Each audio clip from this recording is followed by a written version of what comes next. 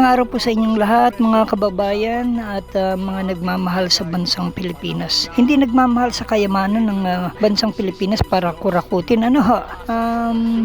Sana po merong ilan, kahit isa, dalawa, tatlo, yung mga naniniwala po sa ating pagtatalakay, pagkukomento sa mga nangyayari sa ating kapaligiran.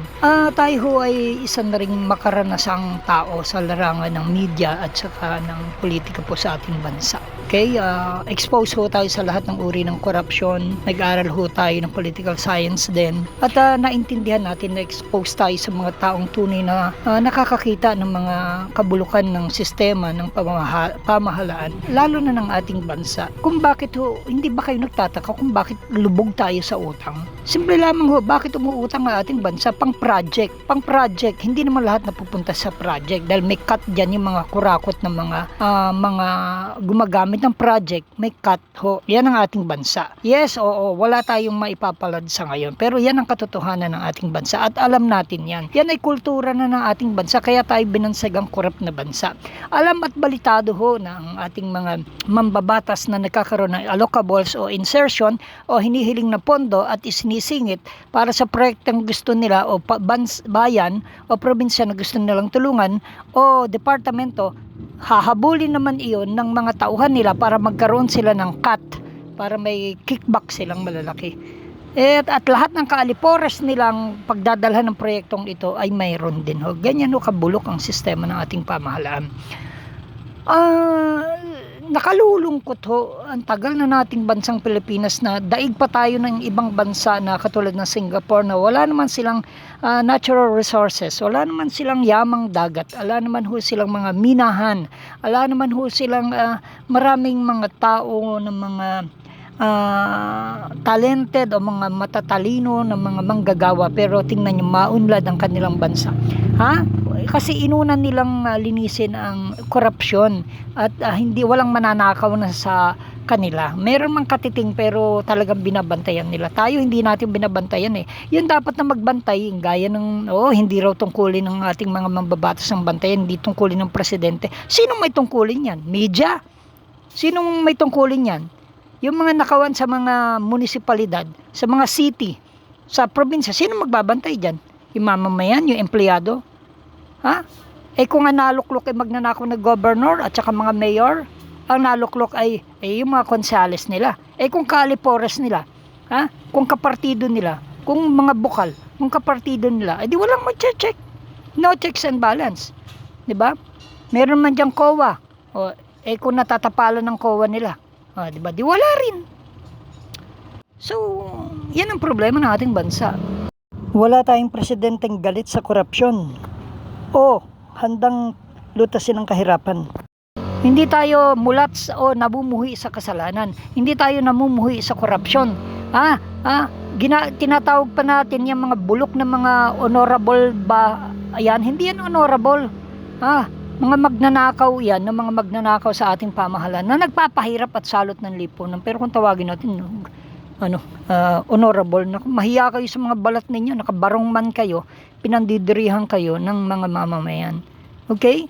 Yes. May mga kaibigan tayong mga politikong mababait. Siguro hindi pa sila naluluklok kasi hindi pa namamatay yung mga mayor na nilang magnanakaw, na siguro baka pag naupo sila, hindi sila magnanakaw. Meron tayong ilang nakikita na gano'n, ng mga vice mayor, Meron tayong nakikitang konsyal ng mga bayan na mga mababait. Pero siguro baka sila, pag naupo, mabait talaga sila. Ewan ko kung mga rakot din. Iba kasing mga kakilala nating mga konsyal ng bayan, dating hindi kurap, pero naging kurap, natutong mag-kurap.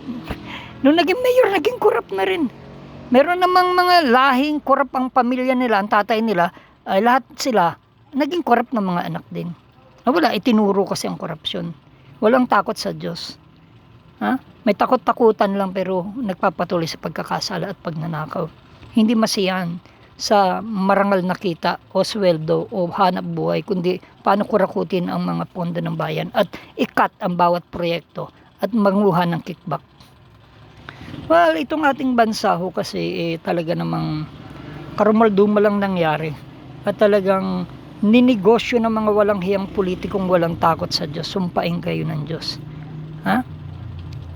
Sana unti-unti kayo malipol ng Diyos at talaga matanggal. Sana mag-raise up ang Diyos ng mga taong tunay na may pagmamahal sa bayan, sa mamamayan, at hindi pamilya ng mga kurakot. Sana ho, napanalangin natin. I know darating yan. Isang araw magugulat tayo. Meron na namang tatakbo ng mga matuwid. Sana hindi na naman matukso sa katulad na ng mga nakita nating maka-Diyos kuno na mga kurakot at magnanakaw din. Nalulusaw ho yan. Sa panalangin ng mga totoong anak ng Diyos. Yes. At saka nangingimi ang Diyos sa kasamaan, mga pagnanakaw, pagpapahirap sa mamamayan. Hindi patas na mamamahala. Sabi ko nga sabi ng iba, hindi na ba matatanggal yung mga masasamang maraming proyekto? Matali lang yan. Isang high blood, isang atake lang yan sa puso, isang putok-batok lang yan, isang aksidente lang yan. Ganun kabilis ang Diyos. Isang diabetic lang yan, isang ganun lang yan. Huwag kayong mag-alala. Panalangin nyo. Kung hindi talaga sila gagamitin ng Diyos, maging ang Diyos ay namumuhay sa taong napakasasama. Gusto ng Diyos na maligtas sila pero ayaw nila. Gusto nilang gamitin ng Diyos na gamitin sila. Ayaw naman nila. Gusto nila karumihan. Kahit siran mo, kahit patanggapin mo sa Panginoon. Kung talagang hindi pasuko ang buhay at ayaw pa, basura pa ang Diyos, basura pa aral ng Diyos, wala tayong magagawa dyan. Yan ang kinasadlakan ng ating bansa. Ngayon, ang SONA na ginanap ngayon, kahapon, July 27, 2026, ikalimang SONA ng Pangulo ng Pilipinas na si PBBM na pansamantala, Bongbong Marcos, Ferdinand Bongbong Marcos Jr.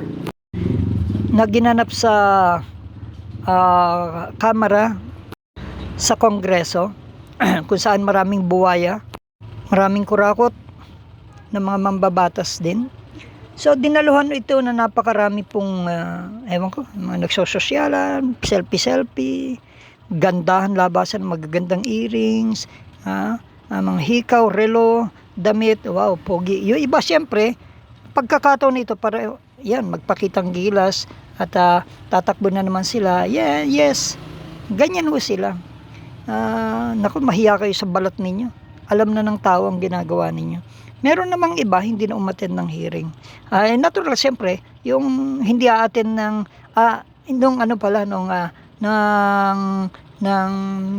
State of the Nation address ni PBBM, yung kanyang paghahayag ng kanyang mga ginawa o gagawin pa. Siyempre hindi dadalo dyan yung mortal niyang kalaban. Siyempre yung mga sa minority bloc ng Senado, Amy Marcos, yung dalawang Cayetano, hindi yan dadalo. Sila si Robin Padilla at iba pa. At hindi rin dumalo sila Soto, sila Lacson. May nangyayari na ho yan. May something na ho yan. Kaya ayaw na nilang dyan. Nako, medyo magkakagulo-gulo na ho. Yan na ho, kumikilos na ho, palagay ko ang Diyos. At ako'y excited at kinakabahan din at kung ano ang gagawin ng Diyos. May something na ho na nangyayari. Kaya hindi na ho na patuloy natin ipanalangin ng ating bansa. Okay? At dapat walang magagawa ho ang tao sa ating bansa. Only God ang may magagawa na mabago ito. Ipanalangin yung mabuti. Lalo na kayong may mga espiritu ng Diyos, may relasyon sa Diyos. Kayo ang pag-asa ng bayan. At burahin na ng Diyos at tanggalin dyan sa Senado at sa Kongreso. Tanggalin na sa bansang Pilipinas lahat ng kurakot. Bigyan tayo kung ginigising na ng Diyos itong si PBBM. Kaya nga lang nasa huling sandali.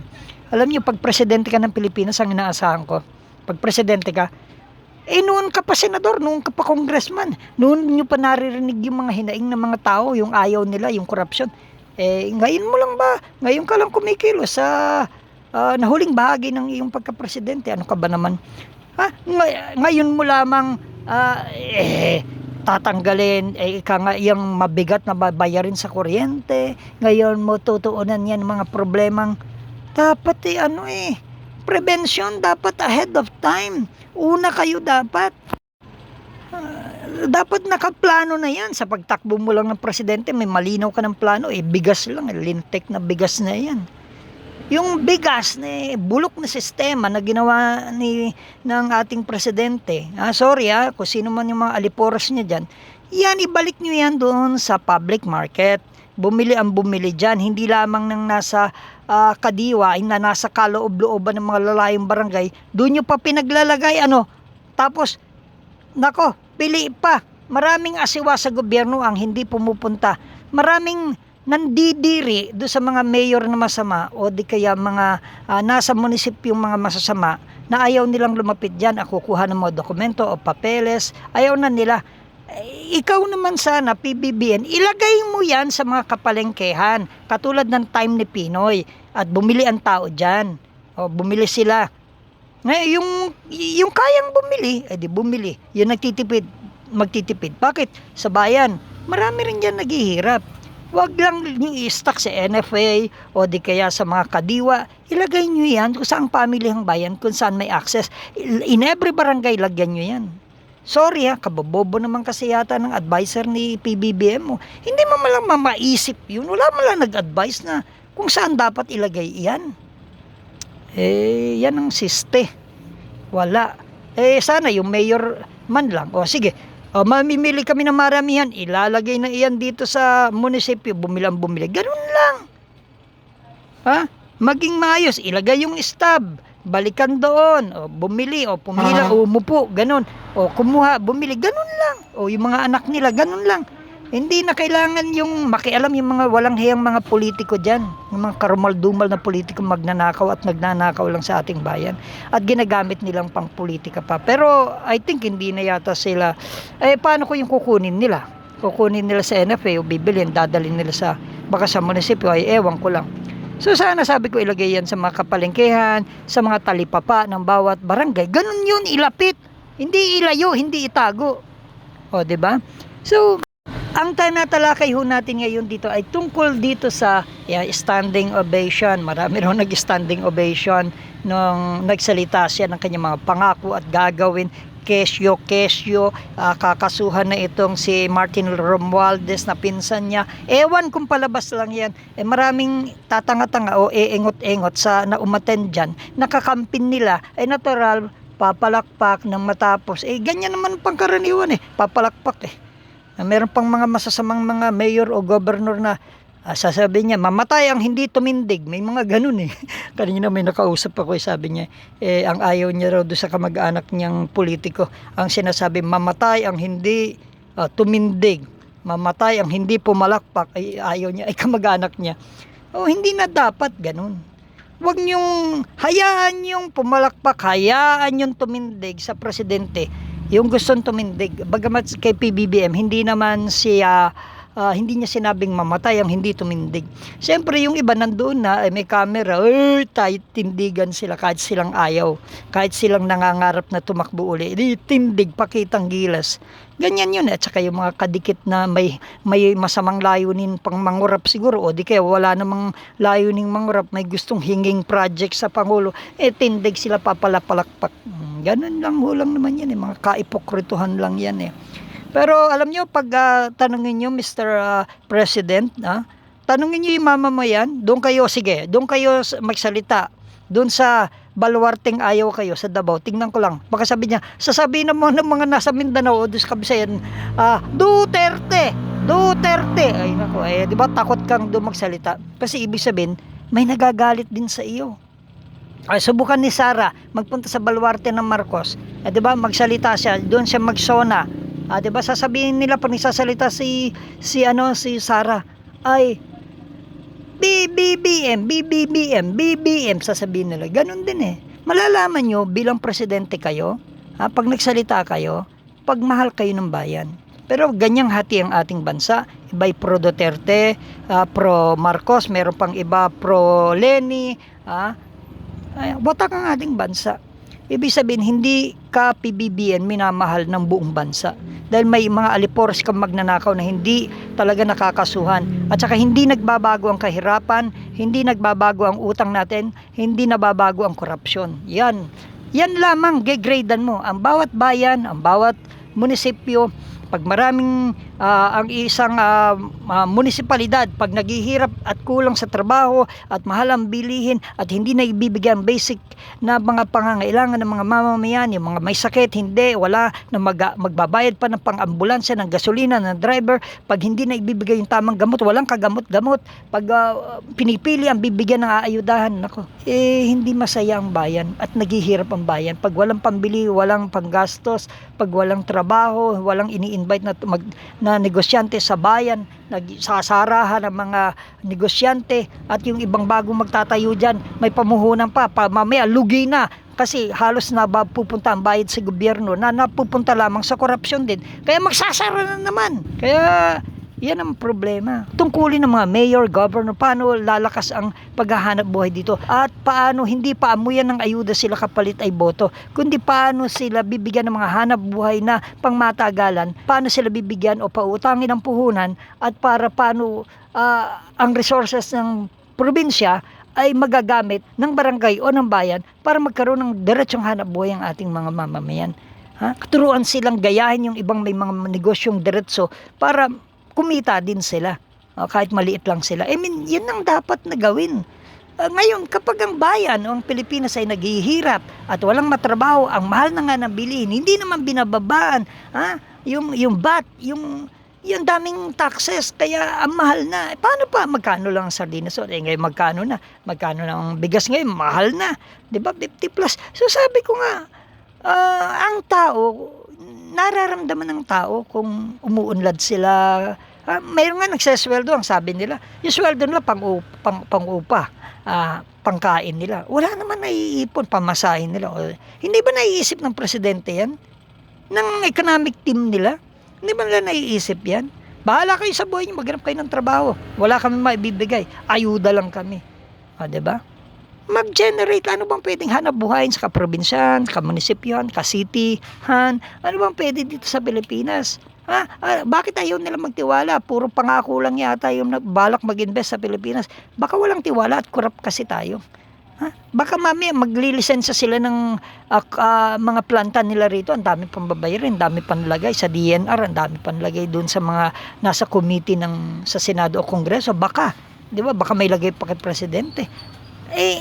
Alamin yung problema, bakit hindi pumapasok ang investors na talaga dito sa atin. Tingnan rin yung mag-i-invest kung makasisira sa kalikasan. Itong, di ba, yung sa AI na ng Amerika na itatayo dito sa may Clark, Pampanga, tinututulan din. Baka may maapektuhan. Tingnan ng mabuti. Kaya kapag ang tao ay hindi nalulugod, hindi yan mag-i-standing ovation. Ang mag-i-standing lang dyan ovation, yun nandiyan sa loob ng kamara ng Kongreso. Yung mga papalapalakpak, nagpapapicture lang, souvenir, gala, pagandahan ng damit, lalakad sila sa red carpet. Ganun lang yun, di ba? So ang kalintik na saan ka nakakita ng ganyan, mga politiko lang kayo, public servant lang kayo, kailangan pa kayo nakagayla pa kayo, kailangan kayo nakapagandahan ng mga damit. Hindi kayo nahihiya. Dapat mahiya kayo. Simplihan lang, wala nang ganyan. Diretso na doon. Kailangan makita yung mga pagmumukha. Hindi na kayo dapat nga kayo dapat magtalakbong kayo ng mukha diyan sa Kongreso at hindi kayo dapat dahil walang nangyayari sa bansa. Sabi ko, ang daming kakapal talaga ng mukha na talagang papakit. Walang nangyayari pong maganda sa ating bansa. Ang korupsyon, ang kaguluhan, ang kawalan ng kapayapaan, ang pagpatay, ang holdapan, ang nakawan. Diyos ko, ano ba nangyayari? Pag presidente ka, tanungin mo, ang PNP, ano bang gagawin natin dyan? O ano ba, DSWD, ang dami pa rin mahirap, bakit nagnanakaw yan? Tulungan yan. O, diba?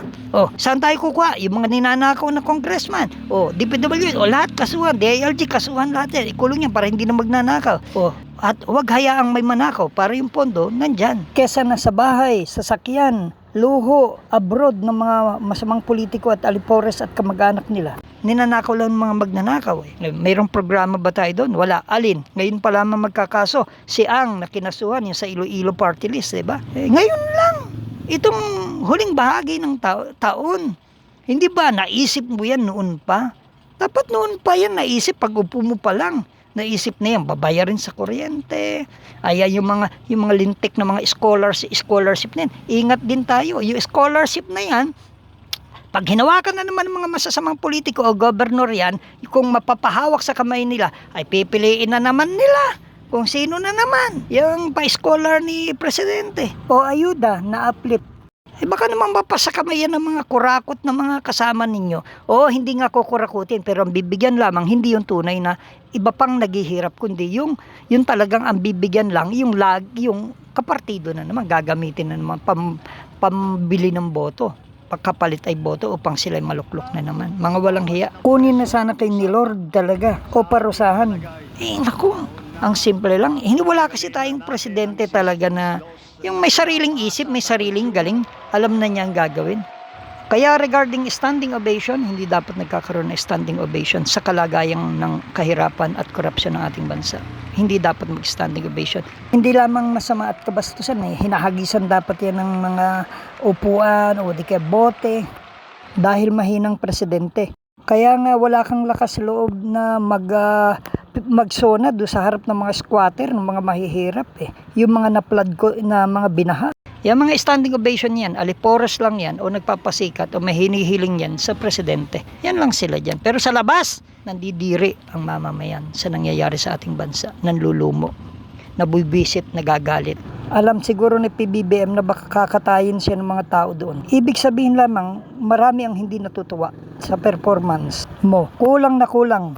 Mag-aral pa, magpaturo, magnguha ng tamang advisor. 0 ang score mo sa ngayong zona. Sa NSK News ng NSK TV Channel, Narciso Ko reporting.